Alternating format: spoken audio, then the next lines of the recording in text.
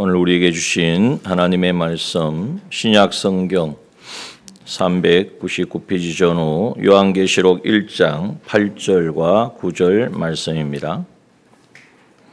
하나님의 말씀 요한계시록 1장 8절과 9절 말씀 봉독합니다. 요한계시록 1장 8절입니다.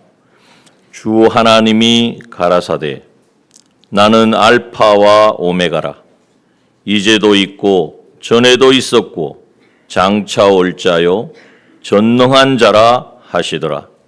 나 요한은 너희 형제요 예수의 환난과 나라와 참음에 동참하는 자라. 하나님의 말씀과 예수의 증거를 인하여 밤모라 하는 섬에 있었더니. 아멘. 오늘 거룩한 주의 날 우리 성삼위 하나님께 예배하러 나오신 우리 모든 남정의 지체들 한 분 한 분 또 가정마다 우리에게 약속하신 그 은혜와 평강이 충만하게 임하시기를 주님의 이름으로 축원합니다. 오늘 또 말씀 가운데에 우리를 만나 주시겠다고 하시는 그 하나님의 그 약속이 신실하게 이루어져서 정말 우리의 삶의 방향을 바로 우리가 정하고 또 달려나갈 수 있는 힘과 능력을 얻는 우리가 이 시간이 되기를 원합니다. 오늘 8절의 말씀에 보면 우리 성삼위 하나님에 대하여 우리에게 말씀하고 있습니다. 나는 알파와 오메가라, 시작과 끝이라는 말씀입니다. 모든 것의 주권이 하나님의 손에 달려 있다는 것입니다. 이제도 있고 전에도 있었고 장차 올 자요 말씀하셨습니다. 이러한 창조주이시고 전능자이시고 완전하시고 모든 것을 주관하시는 그 하나님께서 이제도 있고 오늘 우리와 함께 우리의 삶 가운데 함께 하신다는 말씀입니다. 또한 그분은 장차 오실 전능한 분이십니다. 여러분, 이 말씀을 우리가 이렇게 묵상하고 생각할 때에 정말 이 크시고 놀라우신 분이 나와 함께 하시고 또 이제 장차 이 땅에 오셔서 이제는 이 세상 나라를 하나님의 나라로 바꾸어 주시는, 아니 세상과는 세상에 지금 우리가 살고 있는 이러한 나라와는 전혀 비교할 수 없는 하나님의 통치와 다스림이 있는 하나님의 나라를 우리에게 안겨주실 그 놀라우신 하나님이심을 우리가 알 때에 우리는 이 땅에 어떻게 살아가야 될 것인가?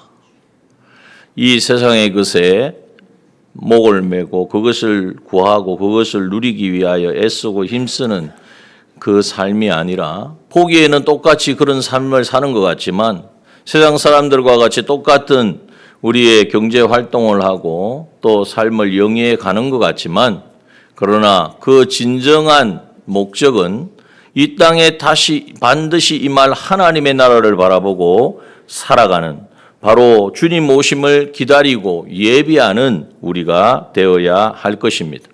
그래 하려면 우리가 어떻게 살아야 할 것인가? 그 답을, 그 방편을 우리에게 알려주시는 말씀이 바로 요한계시록의 말씀인 것입니다.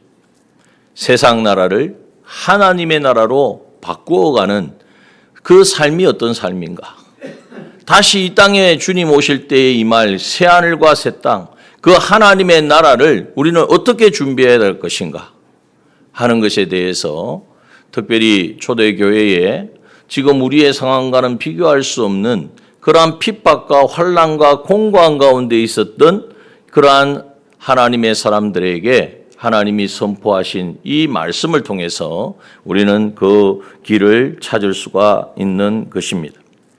오늘 본문의 말씀에 보면 9절의 말씀에 보니까 이제 그 비결이 무엇인가, 그 하나님의 나라를 우리가 예비하고 준비하는 방편이 무엇인가에 대해서 한 사람을 세워 우리에게 알려주고 있습니다. 그 사람은 바로 나 요한은, 이렇게 말한 것처럼 요한계시록의 저자인 사도 요한을 말하고 있습니다.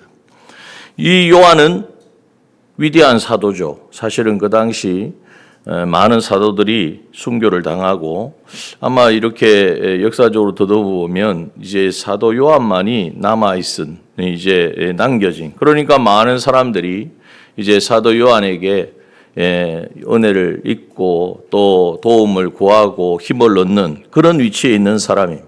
그런데 그 위대한 사도인 요한이 오늘 말씀을 통하여 우리에게 깨닫게 하시는 건 너희 형제요 이렇게 말씀하고 있습니다.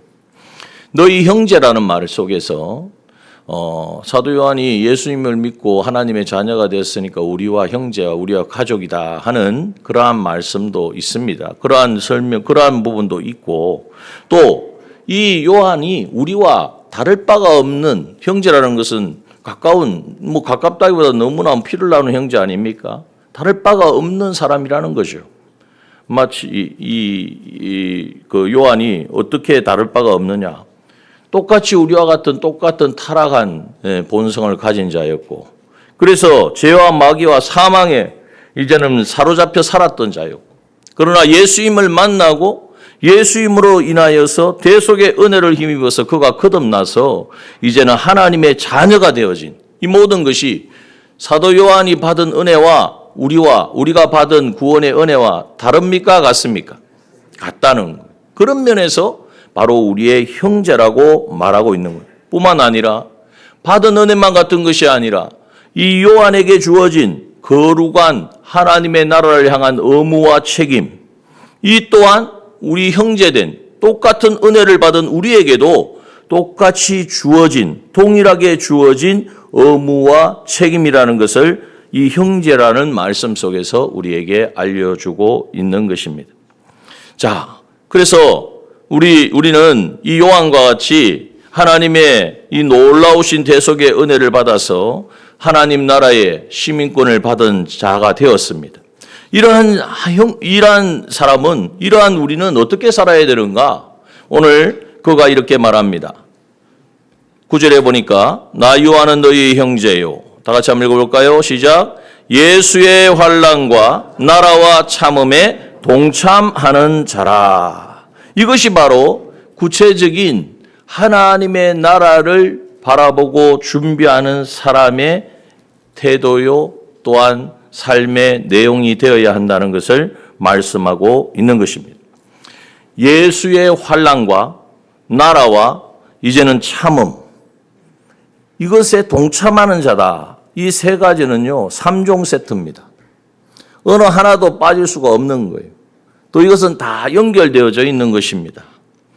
그것을 알려주시는 것이 바로 앞으로 우리가 살펴보게 될 2장과 3장에 나오는 7교회의 모습입니다.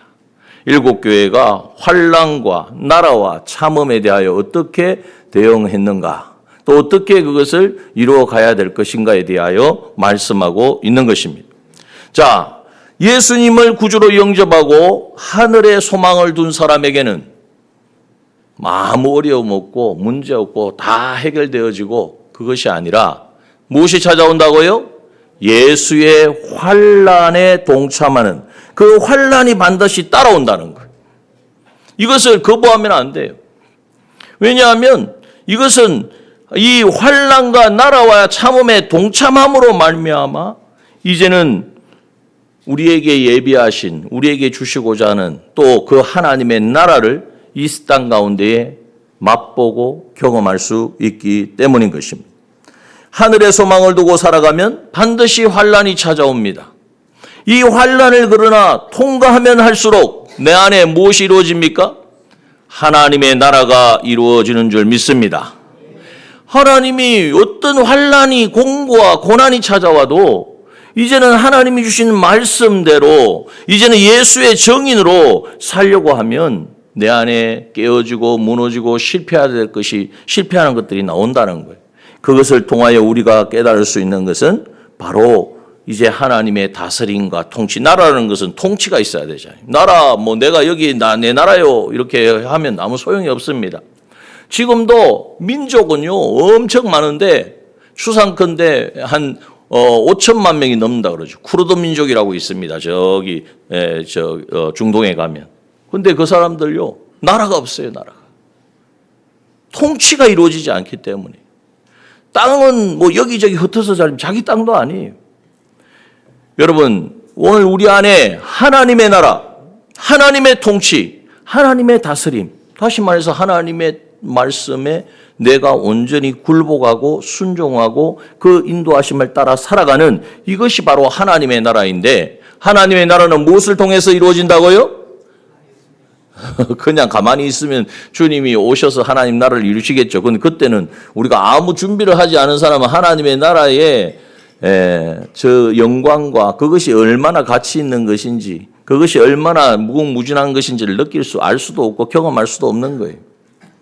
그러므로 환난을 통해서만 하나님의 나라가 내 안에 이루어진다는 사실을 먼저 우리가 진리로 붙드는 저와 여러분 되기를 소원합니다. 이 환난을 통하여 우리에게 오는 하나님의 나라, 내 안에 이루어지는 하나님의 통치와 하나님의 다스림, 그걸 다른 말로 하면 내가 온전한 옛사람의 삶을 벗어버리고 새 사람의 삶을 사는 것입니다. 주님이 우리를 구원하신 목적대로 하나님의 형상을 이루어가는 삶이 이루어지는 거예요. 그런데 그 일을 하려고 하면 뭐가 또 따라야 된다고요? 참음. 잘 참으십니까? 주사방을 하나만 맞아, 주사 한 방을 맞는데도 어려워하는데, 여러분, 참음, 이 인내가, 그래서 이게 3종 세트라는 거예요. 하나님의 나라를 우리가 기다리고 하나님의 나라를 준비하는 3종 세트가 바로, 그래서 한번 다 같이 읽어봅시다. 1번 시작. 다시 오실 주님을 예비하는 성도는 예수님의 환난과 나라와 참음에 동참해야 합니다. 그렇다면 예수님의 환난은 구체적으로 무엇을 말하겠습니까? 예수님의 환난이니까 예수님도 이 땅에서 당하신, 예수님은 하나님의 아들인데 뭔 환난을 당했을까? 예수님은 죽은 자도 살리시고 병든 자도 일으키셨는데 무슨 어려움이 있었을까? 예수님이 이 땅에 계셨을 때 사역을 시작할 때 제일 첫 번째 사역이 무엇이겠습니까? 광야에, 성령의 인도하심을 하셔서 광야에 가서 마귀에게 시험을 받으시는 거예요. 이게 바로 환난이요. 그래서 예수님은 이 환난을 이 땅 가운데서 당하셨는데 사실은 당하실 이유가 없는 분이죠. 창조주시고 모든 것의 통치자시고 왕이신 그분이 누구의 제어를 받는단 말입니다. 그런데 이렇게 환난을 받으심은 바로 우리를 위한 것인데, 예수님이 이 땅에서 이제는 받으신 환난은 무엇 때문에 받으셨냐? 바로 죄와의 싸움이었습니다. 우리에게 죄사함의 은혜를 입혀줘야 되는데 예수님이 죄를 다 지으면서 내가 하나님의 아들이니까 너희들 죄사함을 주겠다 이래가지고 되겠습니까? 예수님이 이 땅에서 이제는 오직 하나님의 뜻, 하나님의 말씀에 순종하는, 이제는 이 죄사함의 이 삶을 살려고 하실 때 당한 많은 환난, 어려움, 공감이 있었다는 것. 오늘 우리에게도 이 싸움이, 이 환난이 있다는 것을 기억해야 합니다. 요셉이 말이죠, 보디발의 아내가 유혹을 합니다. 나하고 한 번만 동침하자. 그러면은 모든 게 해결되는 거잖아요. 얼마나 편안하겠어요. 자기 집이 보디발은 이제 나가서 일을 할 거고 자기는 그 집에 주인집 행세할 것 아닙니까? 그런데 요셉이 뭐라고 말합니까? 창세기 39장 9절에 보면 이 집에서 나보다 큰 이가 없으며 주인이 아무것도 내게 금하지 아니하였어도, 좋은 조건이죠. 혹하죠. 야, 이런 조건이 있나? 금한 것은 당신뿐이니, 누가 금했습니까? 물론 주인도 금했겠지만 하나님이 금한 거죠.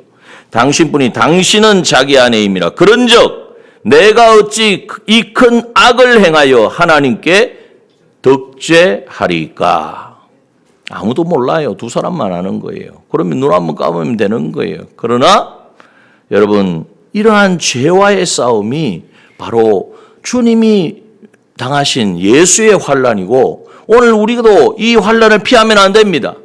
이러한 죄의 유혹 가운데에서 그냥 좋은 게 좋은 것이 넘어가지 이게 바로 우리가 하나님의 나라를 바라보지 못하고 세상만 바라보게 만드는, 바로 우리를 실패케 하는 것이라는 거예요. 직장 생활하시면서, 사회생활 하시면서 세상 속에서 또 쾌락과 유혹을 거절하고 거룩을 지키려고 하면 얼마나 그것이 참 많은 부분에서 어려움이 있는 줄 모릅니다. 그럴 때마다 우리는 무엇을 생각합니까? 예수의 환난을 이기고 그 환난을 넘었을 때에 우리 안에 무엇이 임합니까? 하나님의 나라가 임하게 되어지고 그 임하는 그 하나님의 나라가 임하셔서 통치하면 그분은 전능자이시기 때문에 우리의 은혜와 평강을 주시는 분이시고 우리에게 영광과 우리에게 능력으로 함께 하시는 분인 줄 믿습니다. 이것을 우리가 꼭 기억해야 돼요. 두 번째, 예수님이 왜 환난을 당하셨습니까? 오직 하나님의 뜻대로 순종하며 사시기 위해서.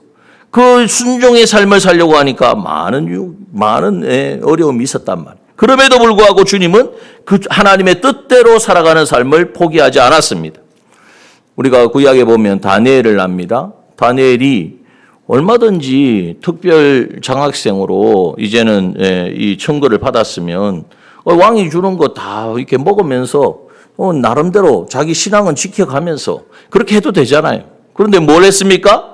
뜻을 정했습니다. 다니엘서 1장 8절에 보니까 다니엘은 뜻을 정하여 왕의 진미와 그의 마시는 포도주로 자기를 더럽히지 아니하리라 하고 왕이 주는 이 진미는 다 우상에 절하고 주어지는 것이니 내가 하나님의 백성이 하나님의 자녀가 비록 내가 지금 이 포로로 끌려와서 이제는 뭐 특별 장학생이 되긴 했지만은 그러나 하나님의 자녀의 명분보다도 지금 내가 위치한 이 정말 다른 사람들이 가지고 싶어하는 이 위치가 더 크냐? 아니다라는 거죠. 그러므로 다니엘은 뜻을 정하여서 그것을 다 거부했습니다. 여러분, 우리가 직장이나 사업을 하면서 세상에는 얼마나 불의한 관행과 또 모든 그러한 사람들이 행하는 모든 일들이 많습니까? 그런데 그것을 타협하지 아니하고 정직하게 하나님 앞에서 하나님의 뜻대로 우리가 순종하며 살아가면 어떨 때는 손해도 있고요. 어떨 때는 불이익도 있단 말이에요. 그럼에도 불구하고 이제는 하나님의 뜻에 순종하는 삶을 살아내는 이것이 바로 예수의 환난에 동참하는 자예요. 그런데 환난을 당했는데 그런 상황 속에서 그냥 타협하고 그냥 좋은 게 좋다, 물 내려가듯이 같이 휩쓸려가면 그것은 이제는 당하는 환난을 당해서 실패한 자가 되어지는 거예요. 하나님의 나라가 이루어지지 않는 거예요. 또한 예수의 환난에 참여한다는 것은 동참한다는 것은 세상 속에서 세상과 하나 되지 아니하고 하나님과 하나 되어 살아가려고 할 때 당하는 많은 어려움을 말씀하고 있습니다. 한 번씩 말씀드리죠. 노아를 생각해 보십시오. 120년 후에 비가 온다고 120년 전부터 홍수 날 거라고 배를 짓습니다. 사람들이 뭐라고 했을까요? 뭐 여러 가지 말을 했겠죠. 정말 사람들이 손가락질하고 말도 안 되는 이야기를 하고. 그런데 노아는 어떻게 했습니까? 창세기 6장 9절에 보니까 노아의 사적은 이러하니라. 노아는 의인이요 당세 완전한 자라. 그가 하나님과 무엇하였다고요? 동행하였으며. 이 동행은 그냥 이루어지는 게 아니에요. 매일 순간순간마다 사람들이 뭐라고 하든지 TV에서 뭐가 왔다 갔다 하든지 사람들이 어떻게 얼마나 많은 사람들이 모이든 모이지 않든 그것과 관계없이 오직 하나님 한 분만 인정하고 믿고 의지하여서 때로는 핍박도 있고 외로움도 있고 정말 답답함도 있지만 오직 예수의 환난에 동참한 이 기쁨과 감사를 가지고 그 참여하는 것만큼 고난을 당하는 것만큼 내가 깨어지고 내가 무너지고 그 가운데 오직 하나님의 은혜가 아니면 안 된다는 것을 깨달을 때에 그 은혜가 내 안에 역사함으로 하나님의 나라가 이루어지는 것을 경험하기 때문에 이 환난을 피하거나 포기하지 않는다는 것입니다. 여러분, 하나님의 나라 이 안에 환난을 우리는 통과하면 할수록 피하면 피할수록 좋아지는 게 아니고요. 환난을 통과하면 할수록 어떤 환난입니까? 죄로 인한 이 죄의 유혹으로 인한 환난이 하나님의 뜻대로 사느냐, 세상의 사람들이 원하는 여론대로 살아가느냐, 아니면 하나님과 하나 되어서 하나님과 동행하는 삶을 사느냐, 세상이 말하는 방법을 택하느냐, 이러한 상황 가운데에 이 환난이 우리에게 찾아올 때에 이 환난을 우리가 예수님과 같이 믿음으로 통과해 나아갈 때에 우리 안에 하나님의 나라가 정말 임하게 되어지는 것을 우리는 경험하게 되어지는 것입니다. 다윗을 보십시오. 다윗을 보면 참 그 인생이 너무나 우여곡절이 얼마나 많습니까? 그러나 그가 사울 왕에게 쫓겨가지고 10여년간 광야에서 헤맬 때도 그러했고, 나중에는 물론 자신의 잘못도 있지만은 이 아들 압살롬에게 쫓겨가지고 광야에서 이제는 광야의 길을 걸을 때도 그가 그러했고, 여러분 그러한 가운데, 그러한 환난 가운데에 그가 깨달은 것이 뭐냐? 그것을 시편 27편에서 말씀하고 있어요. 시편 27편 3절의 말씀해 보니까, 군대가 나를 대적하여 진칠지라도 내 마음이 두렵지 아니하며 전쟁이 일어나 나를 치려할지라도 내가 오히려 안연하리로다. 내가 여호와께 청하였던 한 가지 일 곧 그것을 구하리니 곧 나로 내 생전에 여호와의 집에 거하여 여호와의 아름다움을 앙망하며 그 전에서 사모하게 하실 것이라. 왕으로서 교만했고 그래서 범죄도 저질렀고 무너졌던 삶이었지만, 하나님께서 이 환난을 통하여서 깨닫게 하시고, 그래서 네가 얼마나 자신이 교만한 자인지 완악한 자인지를 깨닫게 하시고 하나님 앞에 무너지고 하나님 앞에 무릎 꿇을 때에 그 안에 하나님의 나라가 임하게 되어진다는 것을 말씀하고 있는 것입니다. 그래서 그의 한 가지 소원은 무엇이었습니까? 하나님, 내가 이 아들에게 쫓겨가지고 이렇게 피난 생활하면서 이렇게 살아야 되겠습니까? 다시 내 왕위를 돌려주십시오. 이 기도가 아니었다는 거예요. 그의 오직 한 가지 소원, 내가 여호와께 청하였던 한 가지 일 곧 그것을 구하오리니 곧 나로 내 생전에 여호와의 집에 거하며 여호와의 아름다움을 앙망하며 그 전에서 사모하게 하실 것이라. 이게 바로 무엇입니까? 하나님만을 예배하고 하나님과 사귀어 사는 바로 성전 생활이 회복되기를 원했던 것입니다. 여러분, 우리의 소망은 이 땅에 있는 것이 아닙니다. 우리의 소망은 하늘에 있습니다. 그렇다고 해서 이 땅은 다 필요 없느냐? 아니에요. 이 땅을 살아갈 때에 죄를 이기고 하나님의 뜻에 순종하고 하나님과 동행하는 이 삶을 통하여서 우리 안에 하나님의 나라가 이루어지며, 그 이루어진 하나님의 나라가 주님 다시 오실 때에 이제는 신력과 영광과 존귀가 되어져서 영원히 우리가 누리게 되어지는 영광이 되어질 줄 믿습니다. 이것을 우리가 바라보고 나아가야 한다는 것이, 이 영광의 길을 걷기 위해서 우리에게 절대적으로 필요한 것이 있는데 그것이 바로 참음입니다. 그래서 3종 세트 기억하십시오. 환난, 또 뭐예요?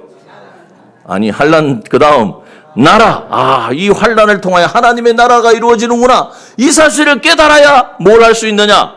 참을 수 있어요. 인내할 수 있는 거예요. 이 세상에 흠악하고 이 공고하고 우리를 무너뜨려는 온갖 이 공격에서 우리는 모든 것을 감당할 수 있는 것이, 물론 그 힘이 우리에게서 나오는 건 아니죠. 우리가 아무리 노력해도 힘써도 우리가 가지고 있는 것으로서는 이 영원한 것을 우리가 차지할 수가 없습니다.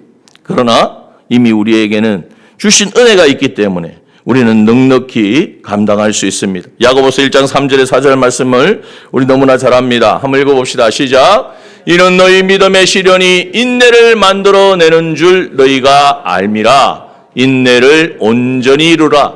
이는 너희로 온전하고 구비하여 조금도 부족함이 없게 하려 함이라.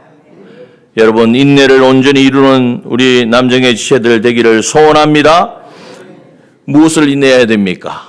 환난을 당하도 하나님의 이 환난을 통하여 하나님의 나라가 이루어진다. 내 안에 하나님의 통치와 다스림이 임한다. 이 환난 속에서 내게 있어서는 안 될 것들은 하나님 다 제거해 주시고 이 가운데 하나님이 나의 통치자, 나의 왕 되심을 이제는 경험하게 하실 것을 우리가 생각할 때에 우리는 인내할 수 있는 거예요. 제가 한 번씩 말씀드리지만 우리나라가 독립하기 전에 3.1 운동했잖아요. 3.1 운동, 만세 운동을 잘못 이해하는 분은 그날 우리가 광복을 얻은 것처럼 생각하는데 그게 아니지 않습니까? 3.1 운동은 광복을 위해서, 지금 그 억압 가운데 있는데도 불구하고 태극기 들고 나갔던 거 아닙니까? 여러분, 그러한 열망이, 거기에 대해서는 우리가 정말 눈에 보이니까 이게 확연하게 오는데, 여러분, 우리는 하나님 나라의 독립군인 줄 믿습니다. 네, 오늘 우리도 이 하나님의 나라를 바라보고 이제는 하나님의 나라를 외치는 우리가 되어야 합니다.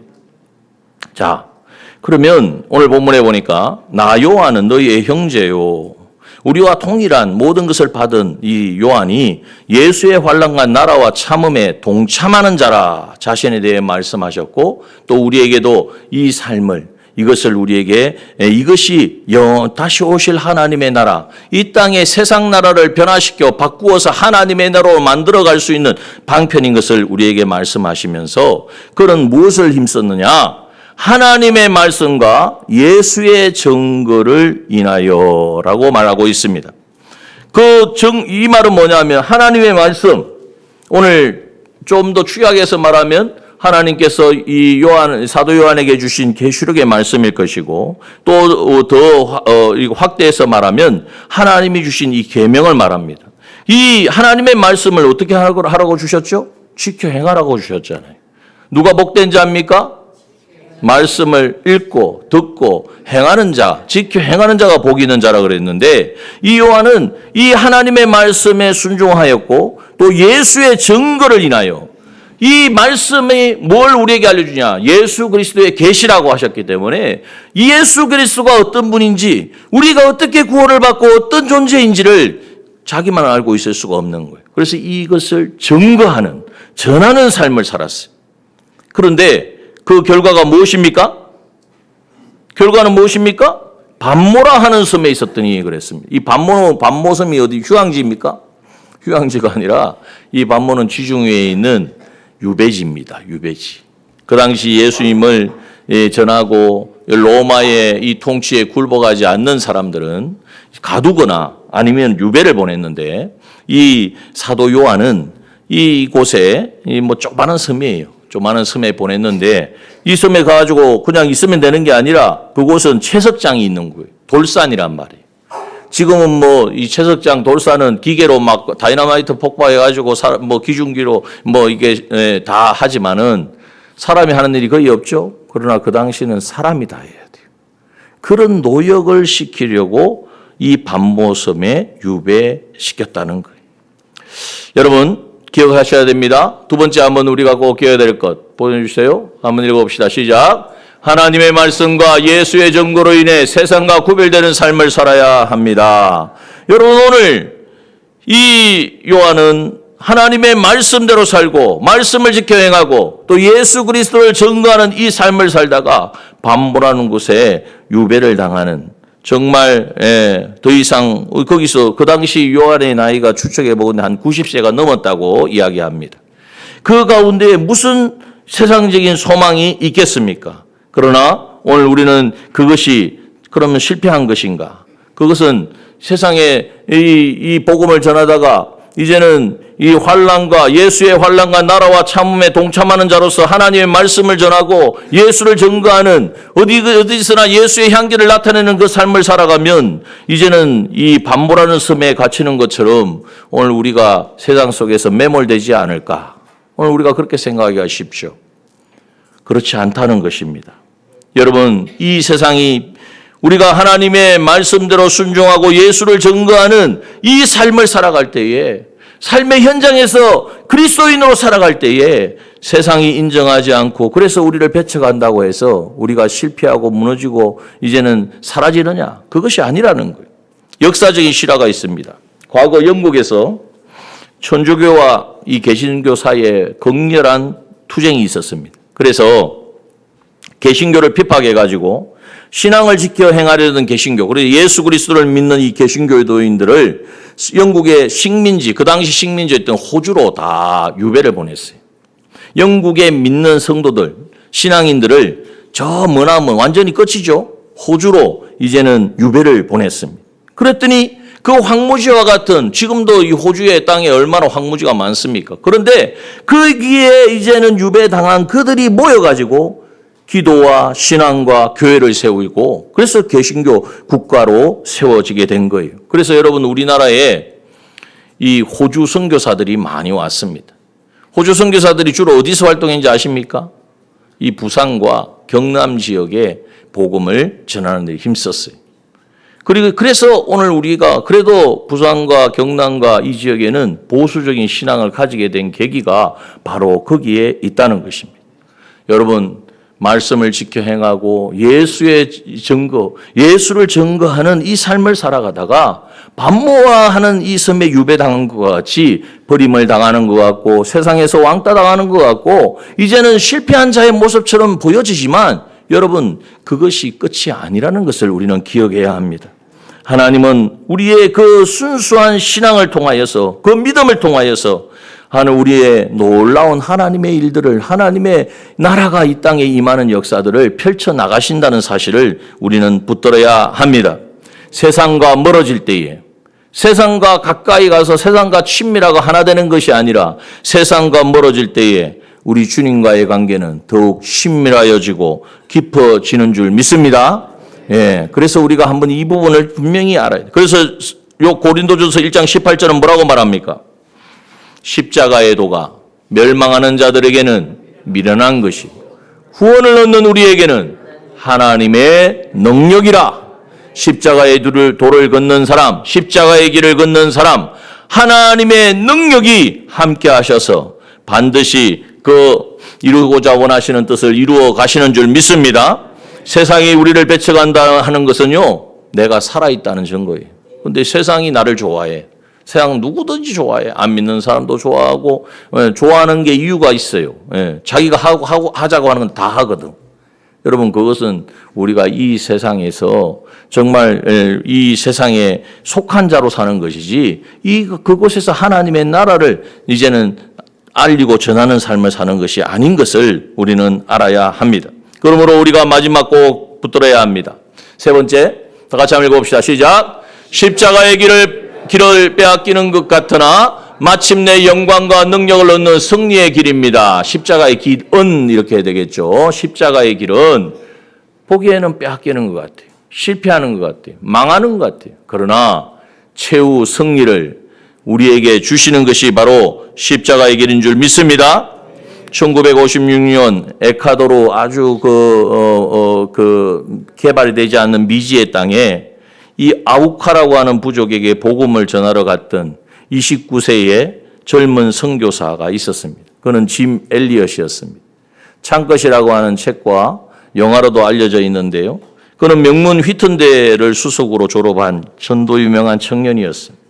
그런데 그곳은 식인종들이 있는 사정, 그죠? 사람을 먹고 하는 이 식인종들이 있는 그곳에 왜 갔느냐? 복음을 전하기 위해 갔습니다. 그 영화에 보면 헬리콥터를 타고 그곳에 내리는데 그들이 있는 것을 보면서 내립니다.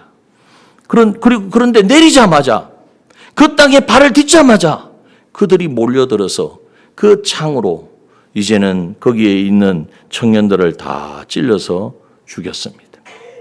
이것이 이제는 알려지자 대서특필을 합니다. 어떻게 이런 불필요한 낭비가 있는가? 세상의 눈에는 이것이 실패죠. 복음 전하러 가서 말 한마디 하지도 못하고 복음도 못 전하고 죽었는데 그거 실패 아니냐. 뭐 그런 낭비를 하느냐. 그건 무모한 것이다. 사람들이 온갖 곳에서 이야기했습니다. 그 뒤에 그의 일기장이 발견되었습니다. 그 일기장에는 이렇게 기록되어 있습니다. 영원한 것을 얻기 위해 영원하지 않는 것을 버리는 자는 결코 바보가 아니다.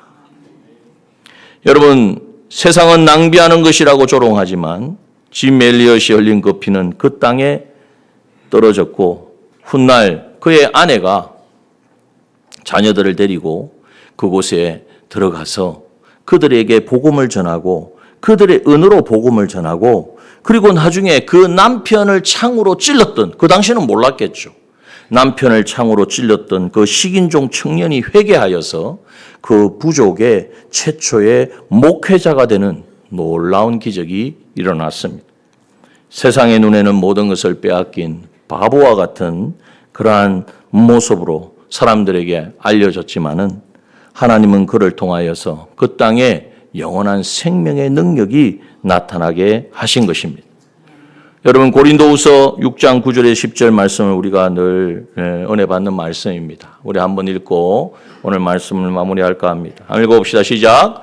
무명한 자 같으나 유명한 자요, 죽은 자 같으나 보라 우리가 살고, 징계를 받는 자 같으나 죽임을 당하지 아니하고, 근심하는 자 같으나 항상 기뻐하고, 가난한 자 같으나 많은 사람을 부욕해 하고 아무것도 없는 자 같으나 모든 것을 가진 자로다. 여러분, 이 사람이 바로 예수의 환난과 나라와 참음에 동참하는 자인 줄 믿습니다. 누가 그렇게 사셨습니까? 우리 주님이 그 길을 가셨습니다. 주님은 하나님의 말씀대로 순종하시고 하나님의 뜻이 십자가에서 갈기갈기 찢겨지시고 그 피를 흘려서 그 피의 값으로 우리를 구원하는 것이 하나님의 뜻이기에 자신을 다 내어놓고 주님은 십자가의 그 길을 갔습니다. 그 당시 예수님의 십자가를 보고 사람들은 조롱했습니다. 아니, 자기가 하나님이면 쫙이나 구원하지. 뭘 구원한다고 저렇게 비참하게 죽으면서, 아니, 그러면 지금 이때라도 좀 뛰어내려가지고, 하나님이라는 걸 보여줘라. 그러면 믿겠다. 온갖 조롱과 수치를 이제는 예수님께 가했습니다. 그러나 여러분 어떻습니까?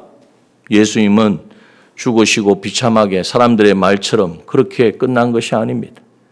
예수님은 3일 만에 사망의 권세를 이기시고 부활하셨습니다. 사망을 이기셨기 때문에 죄의 권세를 가진 마귀의 모든 세력을 예수님은 멸하여 주신 것입니다.